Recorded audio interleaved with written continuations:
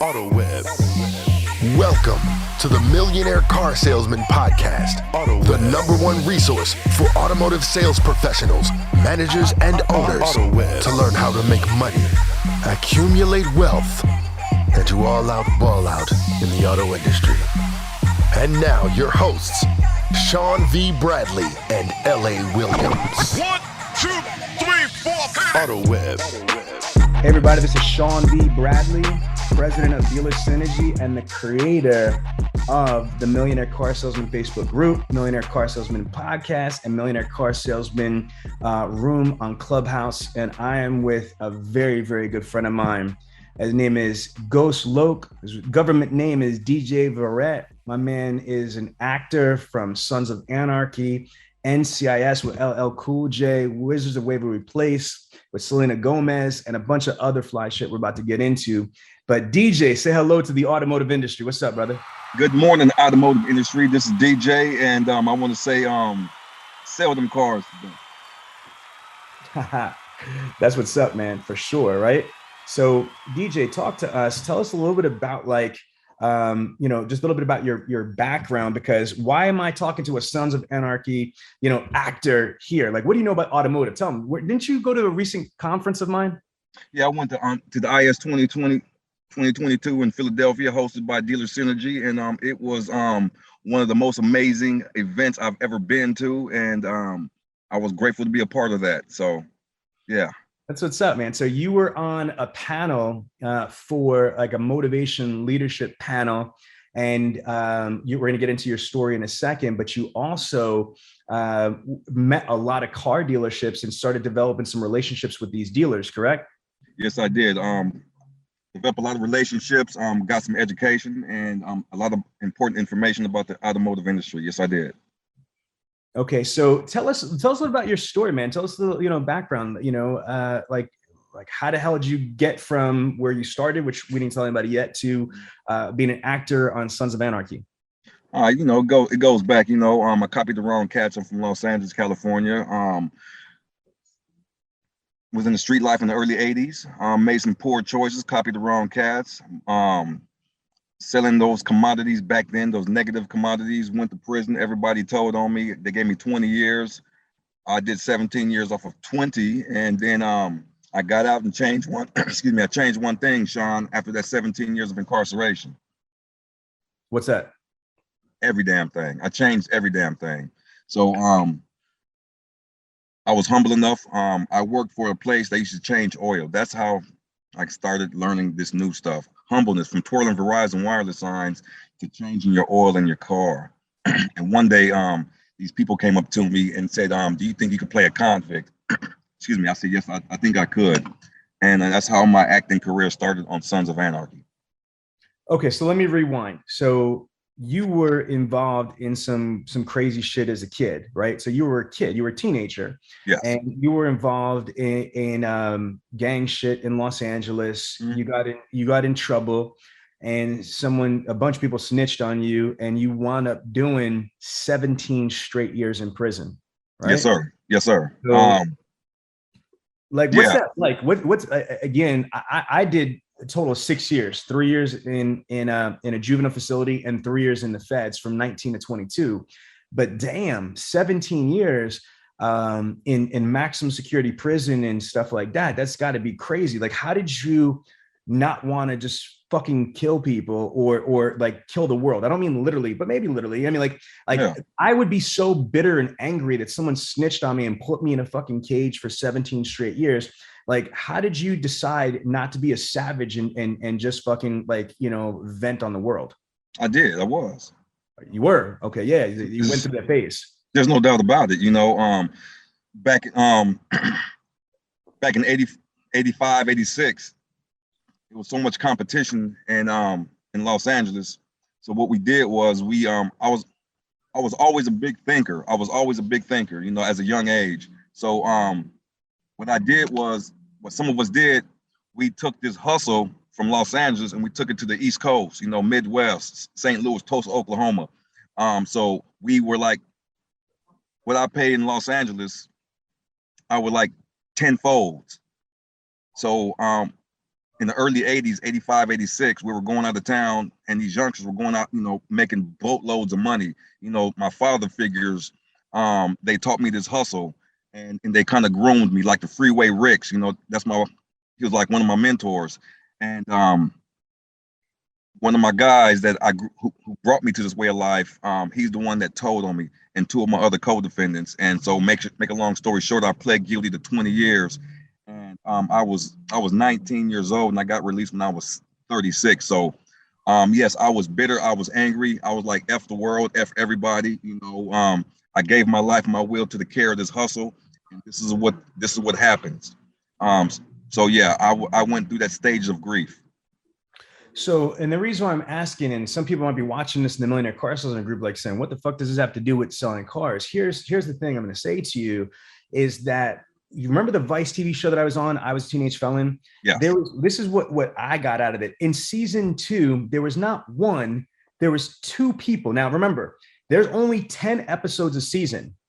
One of the episodes was a dude from England. So only 9 episodes had to do with people in the United States. Mm-hmm. Out of 9, 2 of them had to do with car people, me and Peter Meyerhoff from Arizona. Yeah. So I just think it's freaking amazing that there's so many people that have been incarcerated in the United States. Millions of people are locked up or been locked up in the United States. You see what I'm saying? And yes. So the automotive industries is one of the rare places where someone like us could have a second chance and not just be a laborer, construction, or a plumber. And there's nothing wrong with those jobs. There's nothing wrong with those careers. I need those people. You need those people. Our industry, our world needs, laborers and things like that. But there's a difference. Like where my kid, my nephew is 19 years old. He made $104,000 in 1 year selling cars. My daughter, made over $80,000 her first year at 20 years old selling cars, and so on and so forth. So it's very rare that there's an industry that will embrace people that have our backgrounds. So the reason why I have you on here is that the more and more I go into dealerships, DJ, you don't even know, the last 5 dealerships I've been to, there's been one person or more that were incarcerated that said to me like, yo, fam, your story inspires me.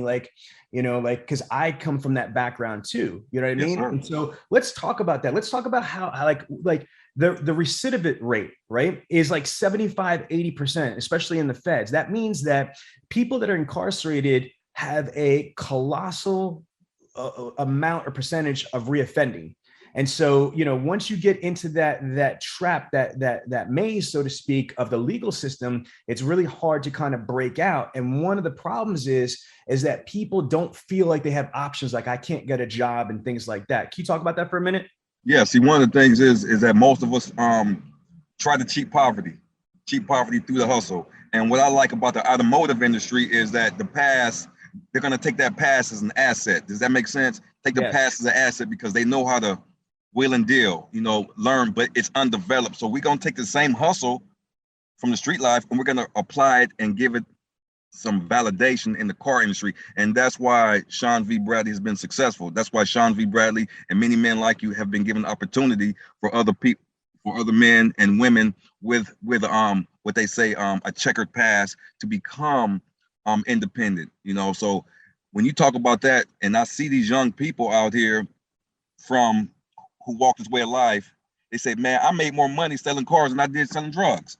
Right. And it's like, let's teach these men and women this hustle, because how to cheat poverty is through experience. And my saying, Sean, ain't nothing wrong with being a copycat as long as you copy the right cat. And you are one of the many cats that many men and women need to follow so they can produce similar results and keep that dealer synergy going. You dig what I'm saying? So that's what it's about. It's the education. You want to cheat poverty? Copy Sean V. Bradley and dealer synergy. So, so me in the automotive industry, I'm not going to sell cars. I buy cars, but the concept is the same. And that's why I love the automotive industry. That's why I'm a supporter of the automotive industry and what they are doing. They are giving men and women the opportunity to recreate their life and live an amazing life. So, you know, what's crazy too, DJ, is that in our industry, especially now with this pandemic, there's so many dealers that are understaffed. Like, so many dealerships are understaffed and they can't find people. And again, like, my daughter is only 22 years old and she's about to be an NADA convention speaker. That's like our Super Bowl this week. This Thursday, NADA opens in Vegas, which you're going to be. Yes. A part of, which is great. I can't wait to have you, you know, at NADA with us at our booth and some of our partners' booths and stuff like that.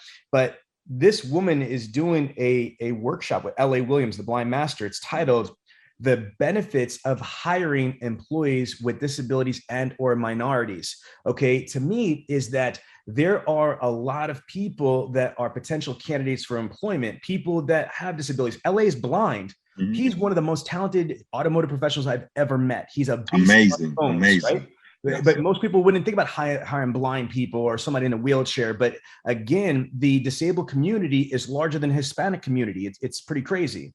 Then you have, you know, people that were formerly incarcerated that are healthy and are motivated. But here's the thing that some people don't think that they should hire people that have convictions. Now, let me be clear, and you and I come from the same type of club. There's certain things that I don't have any respect for, like people like momos and shit like that. People that have, you know, like, you know, records with crimes against children or women or things like that. Like, there's certain things that I don't give people a second chance. I'm not a priest. I'm not God, and it's not for me to do.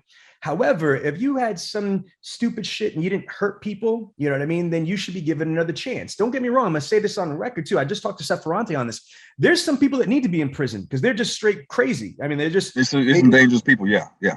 There's some dangerous people out there. So don't get me wrong. And their mindset is so, it's almost like a rabid dog, you know? And again, I'm saying this as an ex-convict. I'm not saying everybody, but there's certain people that don't deserve redemption. So I'm not just pro anybody that's been in trouble. All I'm saying is don't alienate. Just like, again, as a minority, I'm Belizean, right? Yeah. You're Black. You know, we can't turn around and say, oh, all Black people are this or all Belizean people are that. You can't turn around and classify, you know, everybody. You know what I'm saying? So again, yes.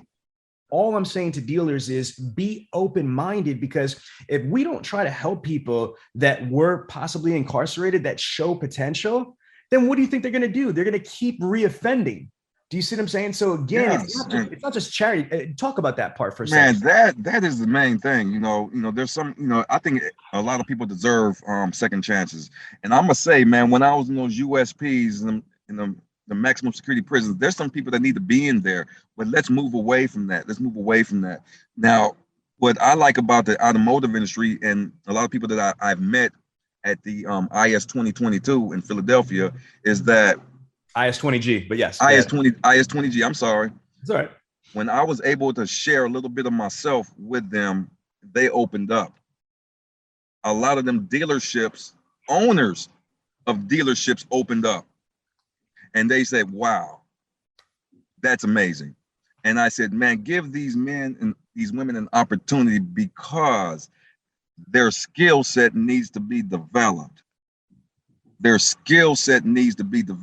Yeah, they're hustling, they're doing what they're doing, but let's help them develop this in a professional manner. And like, I don't know if I can say their name, but they opened up and they're giving people the opportunities. And these are the connections that I made via Dealer Synergy, because now their eyes are opened up and their heart has opened up to give these men and women the opportunity to go and, you know, learn this game and be useful and sell cars, man. Because you got a 21-year-old who's making $80,000 who's not taking a penitentiary chance. You know, and I can say right now that young person, that young lady has made more money than most of these youngsters that I know. And she's not taking penitentiary chances or getting shot at. But what she's learning is the long-term game, is what we call in the streets the long shoe game. So DJ, let's get into some of the cool, sexy stuff over here. So tell us, so I'm going to recap for the people that are just joining us right now in the Millionaire Car Salesman group. And just so you know, we're live streaming this, but it's going to go into the podcast. And you were young, got involved in some gang stuff in Los Angeles, like real Los Angeles gang shit, not like this watered down stuff that's on TV, like the real deal stuff. Yeah. You got caught up as a kid. You pled guilty to 20 years and in the feds. So you did federal time. The feds make you do 85% of the time. So you did 17 straight years. You went in at 19 years old, came out at 36. Like you did almost as much time, in prison as you did alive. That's insane. So when you came home, you were twirling Verizon wireless signs and you got discovered by talent scouts for this. So tell us, what was it like on Sons of Anarchy, and what was the name of your character that you played on Sons of Anarchy? Let's talk about that. I was Casper. I was one of the 1-9ers, and so like when I got out from twirling Verizon wireless signs to changing the oil.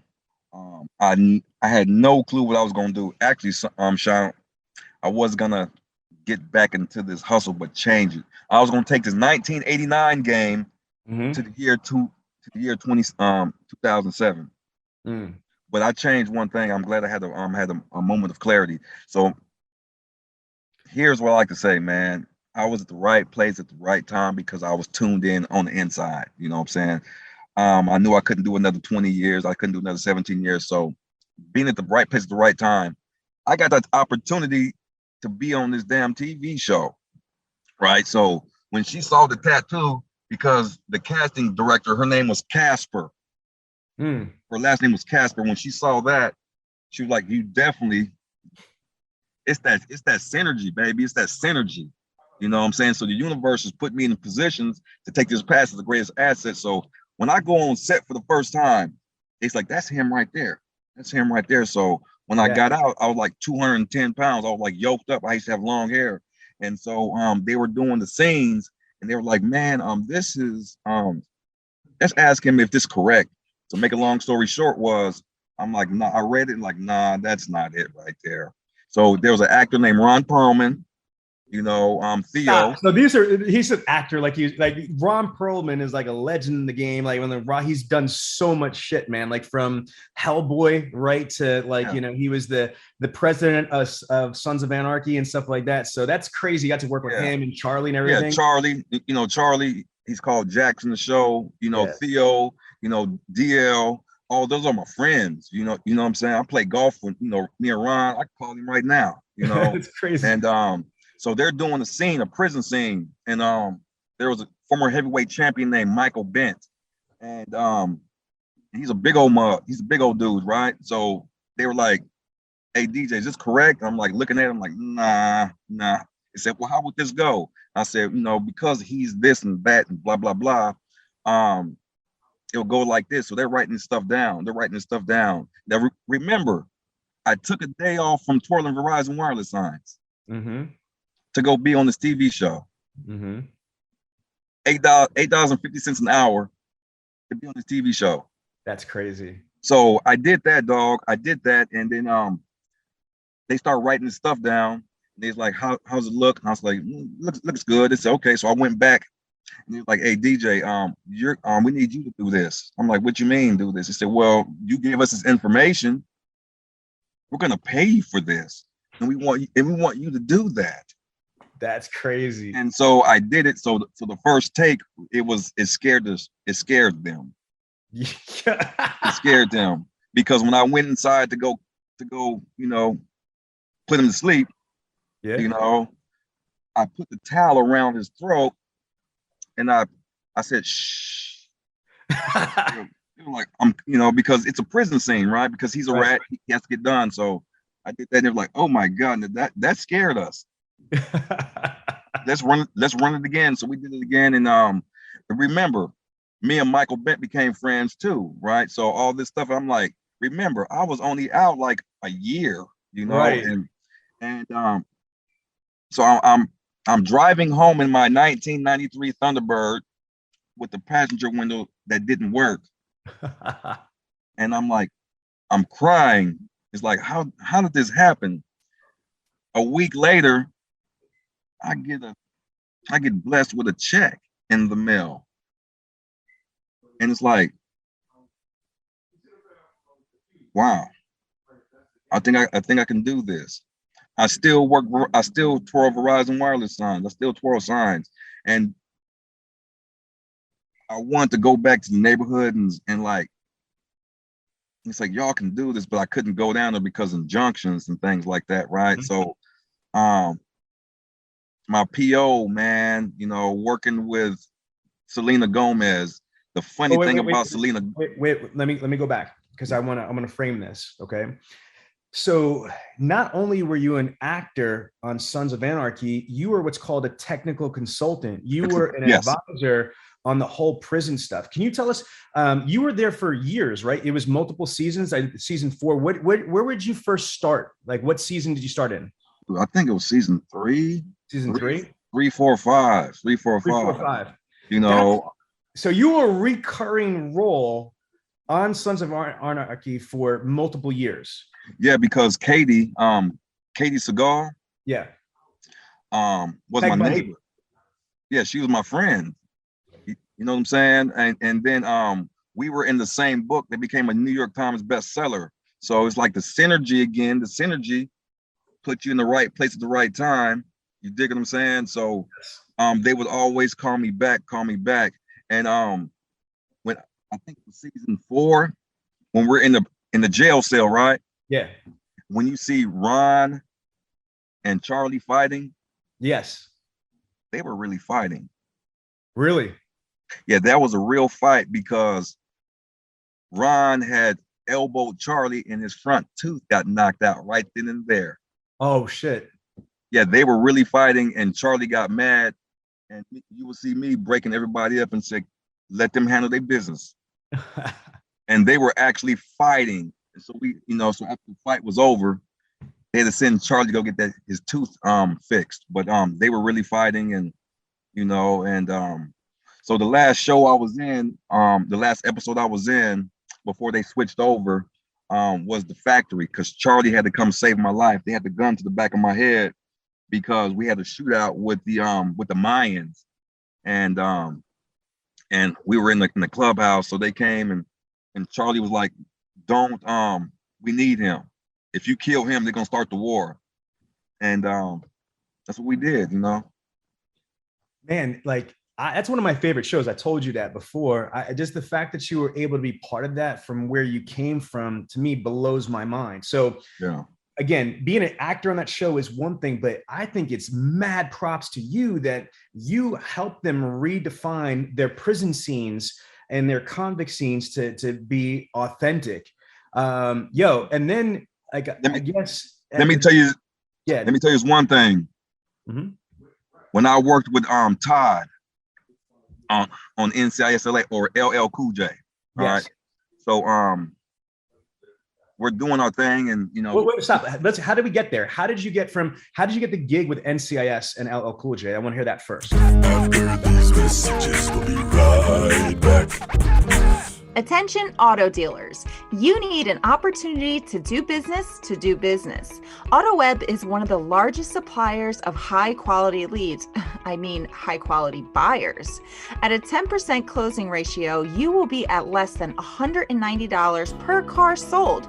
Don't just settle for what you get. AutoWeb can fully customize your results through targeted markets and/or zip codes, and as a partner, you will get premium placement within search results. Who better to do that than literally the people that invented automotive internet sales? If you want to sell more cars more often and more profitably, then you need AutoWeb. How did you get that? I started getting these phone calls, authentic ex-convict, blah, blah, blah, So I just bought this Range Rover, a Range Rover Evoque. Mm-hmm. And so the funny thing about it was that my neighbor who lived diagonally across from me liked the car. And so he went and bought one. So make a long story short, we do the prison scene with Todd and all this stuff. A couple of days later, I'm in the front of my house washing my car. My neighbor comes over and says, DJ, what do you do for a living? And And I said, man, I started this acting stuff and consulting. He was like, what shows you worked on? I told him, I said, man, he said, what shows you work on? I said, I just worked on NCIS LA like last week. And he was like, what do you mean? And I said, just working the show with Todd, prison scene. He was like, my name is Gil Garrett. I said, nice to meet you, Gil Garrett. He said, man, I'm the executive producer for NCIS LA. And he said, man, fucking way. Hey, God's honest truth, man. And That's so crazy. My neighbor was like, those prison scenes, they sent them to me, the one that you consulted on. I'm like, yeah. I said, yeah. So we became friends. We smoked cigars. And he's like, man, I copied you because I like that the Range Rover Evoque. And but the synergy that my neighbor was the executive producer for the show that I worked on. That's crazy. Now, did you just do consulting for that, or did you actually act on that show too? I did act on the show, act tough, and stuff like that. But yeah, I got the chance to do that, man. And lastly, and this is important. It's important. There was this young girl. She was young in the game.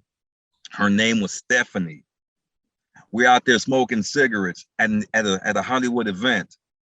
I don't know nobody except for Bobby Brown, a few other people, right? So this young girl, she comes out to me and she says, hey, you got an extra cigarette? And I'm like, these motherfuckers is addictive. Excuse my language. I said, they're addictive.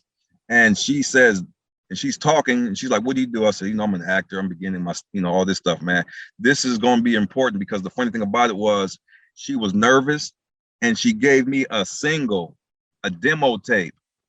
And I looked at it and she was like, yeah, I want you to listen to this. This is the song that I'm shopping right now. It's called Just Dance. And I said, what's your name? She said, I'm Stephanie.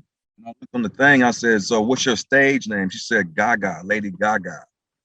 So I'm sitting there smoking cigarettes with Lady Gaga. That's crazy. I didn't even know that story. And I still have the CD with her fingerprints on it. and you will never, ever, ever find a demo tape from Lady Gaga. It's still in the case that she gave me, and I never played it. Wow. And she told me I was nervous. I'm nervous. I hope people love this song. That is insane. So tell us, okay, this is great stuff. Yeah. So then you go from NCIS meeting Lady Gaga before she was Lady Gaga type stuff. Stephanie. Yeah, meet Stephanie. That's right. And then how the hell did you wind up working on a Disney show, Wizards of Waverly Place with Selena Gomez? And what was that like? My agent, my manager set me up with this Disney show. And I'm like, man, I don't do Disney shows. They're like, man, just go get that money, because if I don't get paid, they don't get paid, So I went there. So there was this little young girl, they had the makeup on and all this. So she was standing next to me and she was like humming a tune. And I'm sitting there going, young lady, I said, you got a nice voice on you. You should have people write your songs for you. So we're right there because I'm crocheting during the set, during the break. I'm crocheting. And she comes up to me and says, what are you doing? Are you knitting? I'm like, look at her. I'm like, no, I'm not knitting. I'm crocheting. And she was like, I'm sorry. She's like, do you really think I got a nice voice? I'm like, yeah, you do. I think you should be a singer. I didn't know she was a primary for the show, and everybody sitting there waiting on her, finished talking to me. And I said, man, I said, I'm DJ Verrett. And you are? She said, I'm Selena Gomez. I said, nice to meet you, Selena Gomez. I said, please pursue your singing career. I think you have something. God's honest truth. You tell Selena Gomez she's got skills. She might be something. And then she turned around and responded to you, and she told you, DJ, this is my show, right? Tell them that. Yeah. Oh yeah. Oh yeah. That's what she's like. I'm the primary for this show. I'm like, I don't watch Disney shows, so I didn't know. And remember, I was only out like 18 months. Right. So all this synergy started happening. One thing I love about the automotive industry, when I was at the convention in Philadelphia, IS-20G, the IS-20G, I loved being around. I'm used to being around dealers. Different type of dealers. A different type of dealers, man. Dealer's a dealer, right? Man, we I had a blast, man. I had a blast. But, you know, the automotive industry is an avenue for ex-offenders who have a desire to change just one thing their whole life. The automotive industry has given the tools for men and women to build a brand new life. How do I relate to the automotive industry? Is because I know the struggle. I know what it takes, the leadership. The same thing from the street life is to the automotive life, leadership, marketing, sales, everything. You have to use all of it.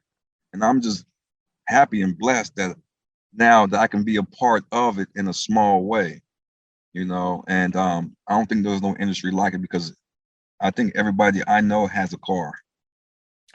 So let's go through a couple questions I have based on what you just said. Mm-hmm. Now, you are an expert on one thing, life, on how to deal with shit. So like when I see, and I never dealt with the magnitude that you dealt with, but I look at people and it makes me frustrated sometimes because they have so much opportunity in their hands. Growing up in Queens and Brooklyn in the projects, like violence, poverty, fucking like savagery on the streets. And then I look at like people that are in conventional careers that don't maximize it. It breaks my heart, DJ, that I see salespeople that just are complacent with mediocrity. You know what I mean? But they don't understand. It's like Jesus said, forgive them, Father, for what they don't owe. You know what I mean? Like, again, I look at people in our industry all the time. I'm like, look, it's a shame that you just have no perspective of how bad it is out there and how fucked up life can be and what an amazing opportunity that you have. But like, again, there's people that work at car dealerships right now, DJ, that are whining to themselves and complaining about their life.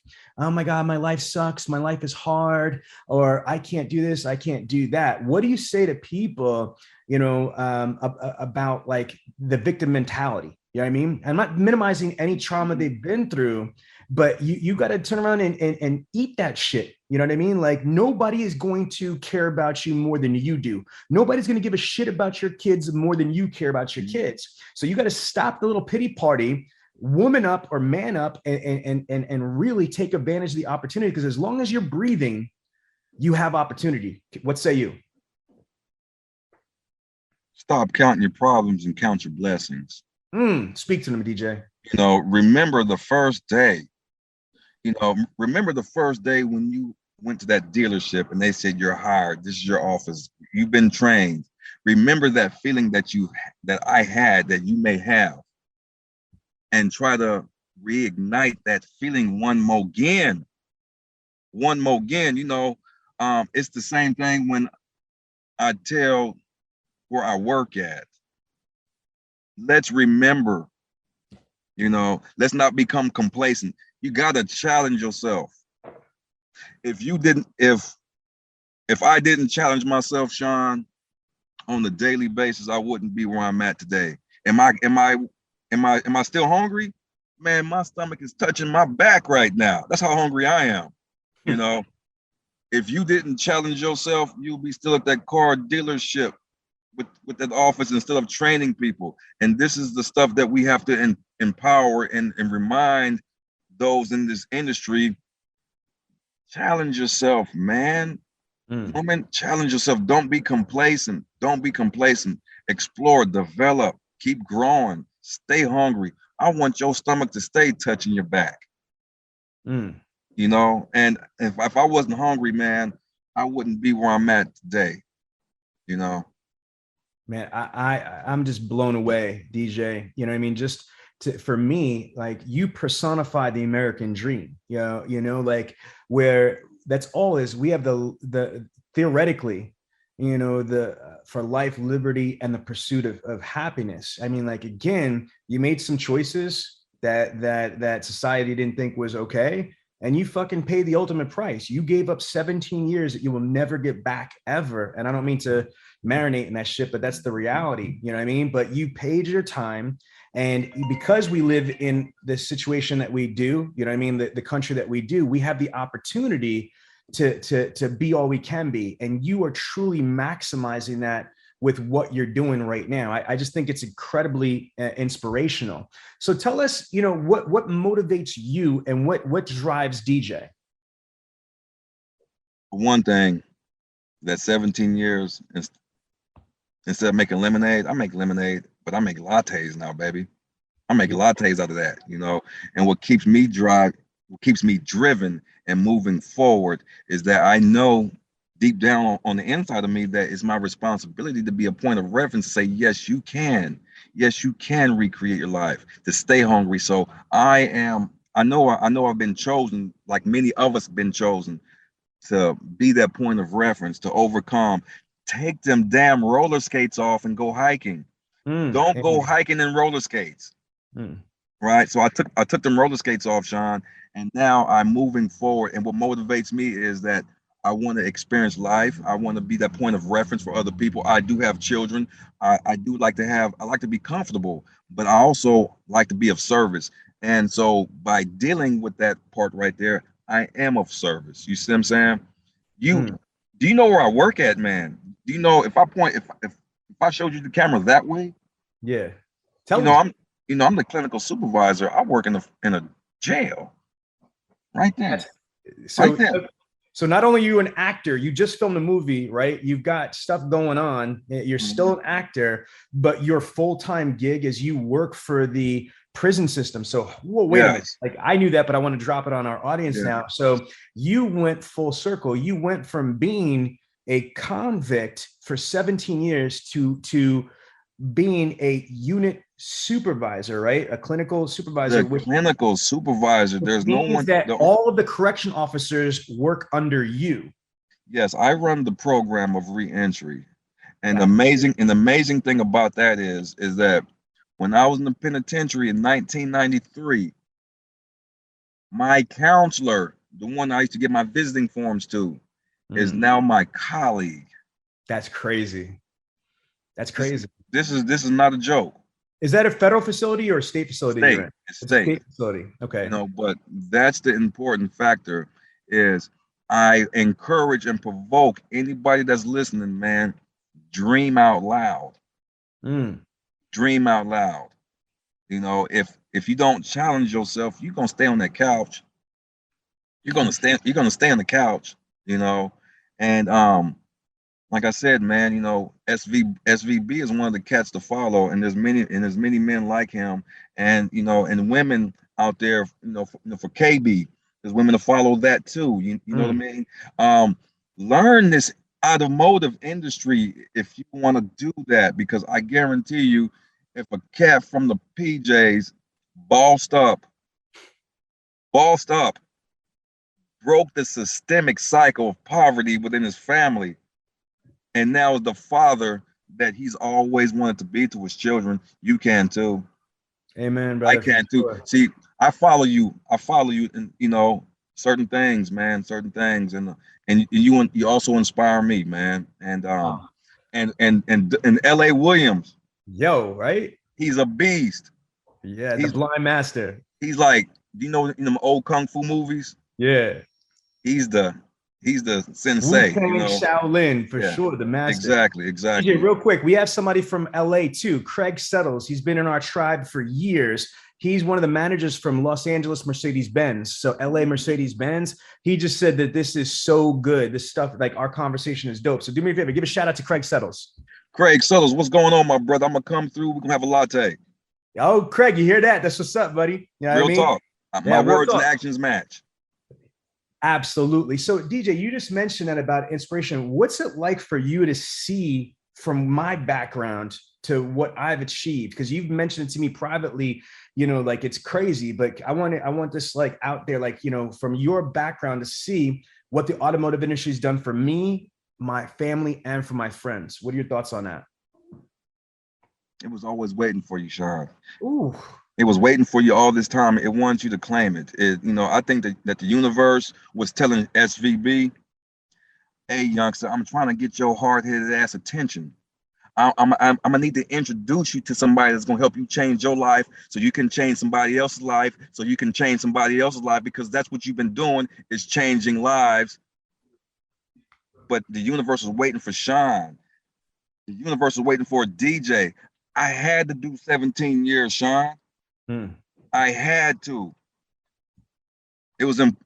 I didn't want to, but I had to. The universe got my attention. So now I'm changing lives. And what I see myself in you is that the universe had to get your attention because it said, youngster, this is what's waiting for you. Let me get your attention, and then use somebody else to open your eyes to count your blessings. So that's what I see. So you are changing lives. Do you know how important you are, dog? Real talk. Any dealerships out there listening, I want to let you know that how important you are. When you take the time to teach somebody a trade, help them develop that, because in turn, you're going to help them take care of their families. And what they learn, they're going to help take care of their families. And what they learn, they're going to help take care of their families. So you guys are changing lives and don't even know it, man.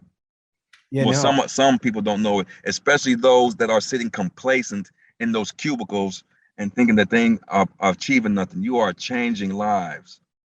See, DJ, I'm sorry, I'm getting on. Yeah. No, brother, this is why I did this interview. I knew what we were gonna do, and this shit is real talk here. It really frustrates me because I see opportunity. I see, yo, fam, like I have a shot to do some huge things. Someone like me shouldn't be in the chair and the position that I'm in, like directly, not indirectly. I'm talking about directly affecting hundreds of thousands of people's lives right now. Let me stop you right there. You were supposed to. You were supposed to. But I'm saying is, I agree that I believe that the universe and God makes that so. But I'm talking about as far as mainstream society, somebody like me, a piece of shit ex-convict, a piece of shit ex-gang member, a street kid from the projects that doesn't come from money. Like, that's what I'm saying. In my heart and soul, the universe and God, I'm on my right path. But society thinks people like me, people like you, people that are minorities shouldn't have what we have. And my point is that if I can do this, if I could live the life that I do at the level that I do it at, everybody has a shot. Whatever you've had, whatever you've been through, you know what I'm saying? Again, I'm not minimizing any of this shit and trauma that you've been through, but do not live life as a victim. You can choose your own path. If you choose to put that shit behind you, whatever it is, and you choose greatness and you live a life with purpose, you can do so much. That's what I meant, DJ. Would you agree with that? Yes, I do. It's the manifestation. Because everybody has that seed. Everybody has that seed of faith. But when fear comes into it, that fear fights to stay alive. You dig what I'm saying? So now it's the development. People say, well, I want to be a millionaire, but my bank account don't show it, right? And you know what I tell them? There's always room, though. There's room. What kind of life you want to live, but you got to work for it. Your words and actions got to match. The universe wants to give you everything, abundance. The universe wants to give it to you. So some of us have to go through certain things for the universe to get my attention. And once the universe got my attention, it put the people in the right people in my life and said, here you go. You have no more excuses now. Follow, copy the right cats. And that's what I've been doing. So those who don't understand, do you know in Philadelphia, do you know that they didn't, some of them major dealerships didn't know? And we help open their eyes and take them glasses off. And they're like, damn. Can I send a shout out to some of them? Absolutely, for sure. I want to send a big shout out to Clement Automotive in St. Louis, Missouri. Yes. Mike Zupardi, peace and blessing to your family. You are changing lives, Mike Zupardi and Clement Automotive.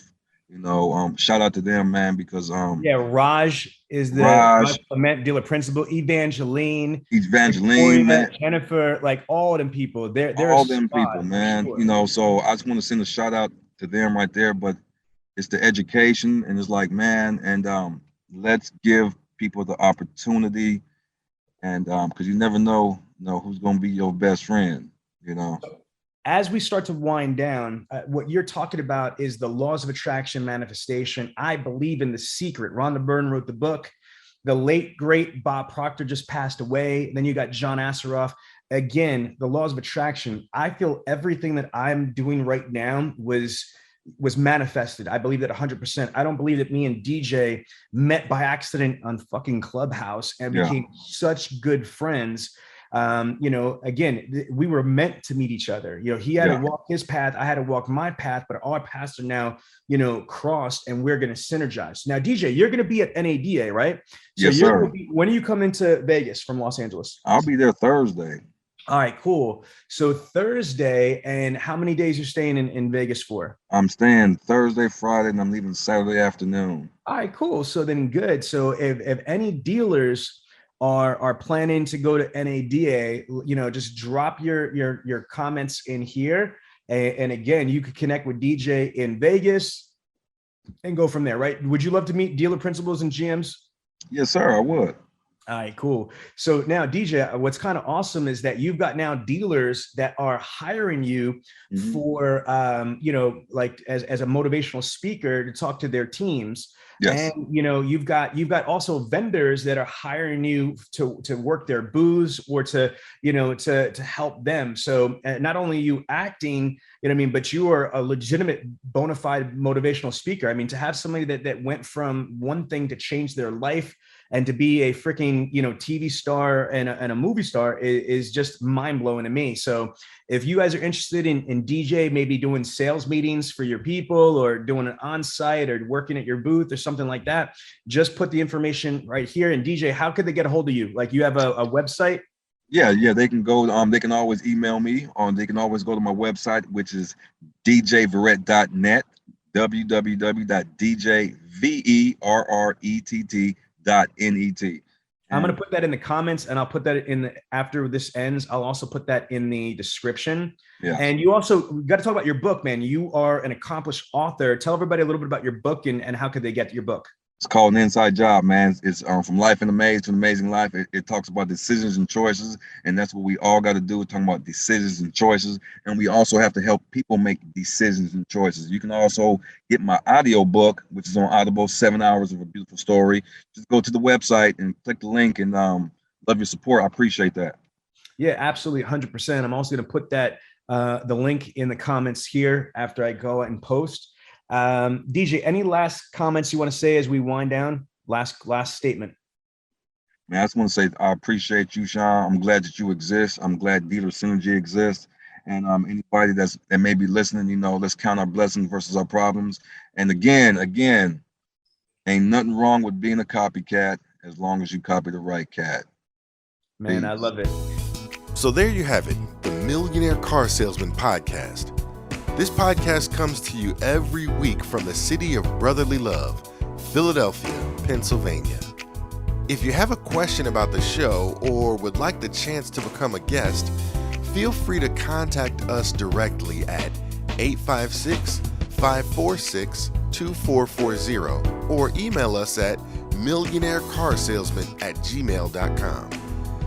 This program is a presentation of Synergy Records, produced by Tiana Mick and L.A. Williams.